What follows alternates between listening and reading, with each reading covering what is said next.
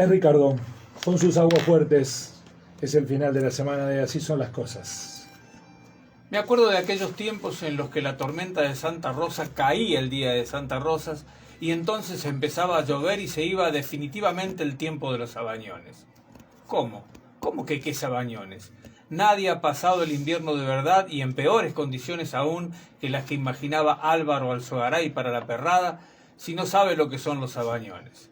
Los sabañones, esa otra especie en extinción, como las mariposas.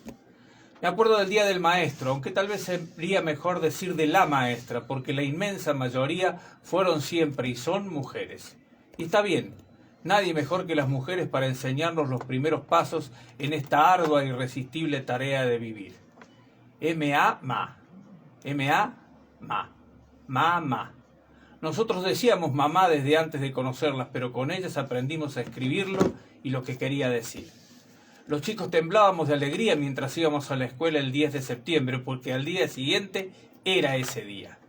Las maestras eran cosa seria, eran como una ventana al mundo, un tótem, una diadema. Y ahora, en cambio, si tenemos en cuenta las conductas del imaginario colectivo, parece que también ellas serán una especie en extinción. Señor, si esto sigue así, ¿qué será de nosotros sin maestras? Y si me acuerdo del Día del Maestro, ¿cómo no me acuerdo de Domingo Faustino Sarmiento?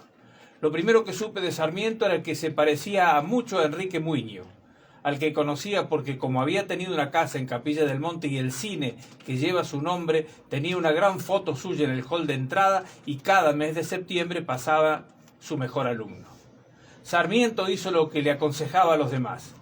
Beban la vida a grandes tragos, señores, que no quedarán hartos cuando la tengan que dejar. Escribió con los 5 sentidos, puteó como ninguno. Inventó a los inmigrantes y fue y vino y volvió a ir. Imaginó la educación pública y los guardapolvos blancos. ¿Cómo puede un periodista no escribir sobre Sarmiento?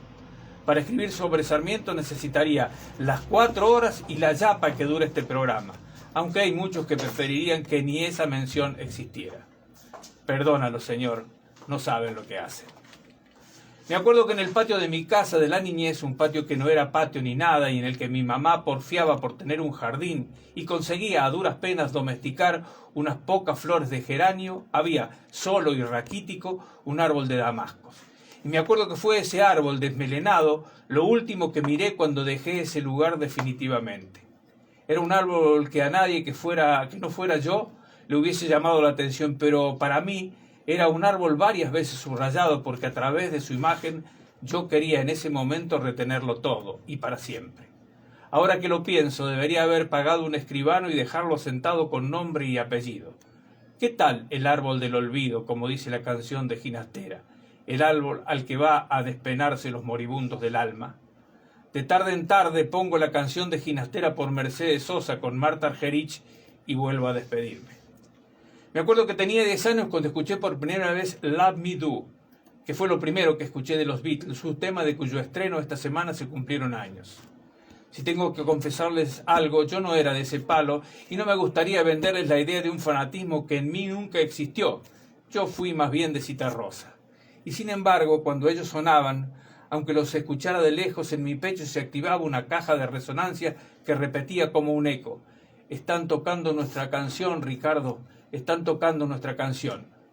Yo más o menos sabía que ellos eran John, Paul, George, Ringo, unos flaquitos macilentos de flequilla militante y ros de contrabando, y como todos los impúberes de la época juntaba sus figuritas. Ahora que lo pienso, si tuviera que elegir una imagen que dijera todo, ella sola, de los años 60, apartaría la de Antonio Roma, la de Martin Luther King marchando sobre Washington, la del pequeño paso para el hombre y el gran paso para la humanidad, la de Twiggy paseando en minifalda frente al Palacio de Buckingham, la de ese muchacho escribiendo la imaginación al poder de espaldas a la Torre Eiffel, y la de Agustín Tosco y Atilio López avanzando por el Boulevard San Juan, y me quedaría con una de los 4 de Liverpool. Ya sé que todo fue allá lejos y hace tiempo, pero como dijo alguien alguna vez, creo que fue Badía, si a Ingrid Bergman le quedaba en Casablanca le quedaba París para ir tirando, a nosotros, los de entonces, nos quedan ellos tocando en la azotea. Me acuerdo de los primeros discursos de Salvador Allende en La Moneda. y repitiendo que proponía un socialismo de rostro humano. Y me acuerdo que aunque por entonces de Chile yo solo conocía al mariscal Elías Figueroa, zaguero de Colo-Colo y de la selección, muchos de los que andaban alrededor se frotaban las manos soñando con que algo semejante sucediera entre nosotros. A Salvador Allende Gossens le decían Chicho en familia, y los muchachos que me andaban rondando también le decían Chicho, tal que si fueran como chanchos. Y si me acuerdo de los primeros discursos, también me acuerdo del último, antes de dejar escrita con la sangre la palabra dignidad. Sale Chicho y entra Agustín Pinochet Ugarte, que de lejos parecía un buitre leonado y de cerca, me consta, era igual que un vampiro. Sale Chicho y entra Augusto Pinochet Ugarte, y el mundo todo empieza a parecerse al desierto de Atacama. Me acuerdo de Pepe Soriano, aquí nomás, a media cuadra de la radio, en casa de Chela Dúculi y Juan Carlos de Erasmo. Pepe comiendo unas empanadas después de haber repartido el pan casero entre el público en el final de El Loro Calabrese. Yo le entregué un ejemplar de puntal con la foto de Carlos Materno en la tapa del suplemento que mostraba su actuación un par de horas antes, y lo miraba entre arrobado por su intensidad actoral y sorprendido por su coraje. No hacía mucho, era la época en la que todo este país estaba empezando a envejecer, habían puesto una bomba de fabricación casera en un baño del teatro donde actuaba Pepe, y la bomba explotó, y la utilería se hizo añicos, y las paredes de los vecinos tenían más grietas que los que tiene oculta la tierra en el fondo del mar. Y sin embargo, Pepe hizo la función lo mismo. Pepe era un gringo enjuto, de ceño fruncido y una cierta melancolía acuosa en la mirada, que cuando hablaba del oficio del actor, ni qué decir cuando lo ejercía, parecía Gulliver, parecía. Pepe fue el alemán Schultz en la Patagonia rebelde, fue la nona, fue el abuelo aquejado de una doble nostalgia en gris de ausencia.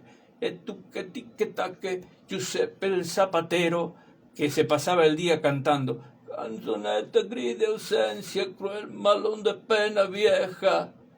Y fue Lisandro de la Torre, y de tanto ir se perdió entre sus personajes.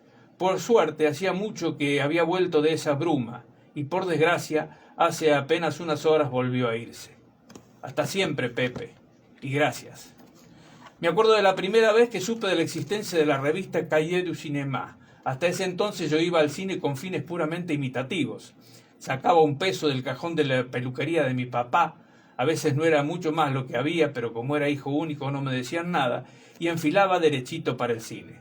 Cuando salía, según lo que había visto, caminaba como Chaplin o hablaba balbuceando interjecciones como Tarzán. Me reía entre dientes imitando a una hiena como James Cagney, repetía son of a bitch como John Wayne sin saber lo que decía y tartamudeaba como Luis Andrini. Y fue entonces que el cine empezó a gustarme de otra manera y supe de Hitchcock y de John Ford y empezó a sonarme la palabra cinefilia.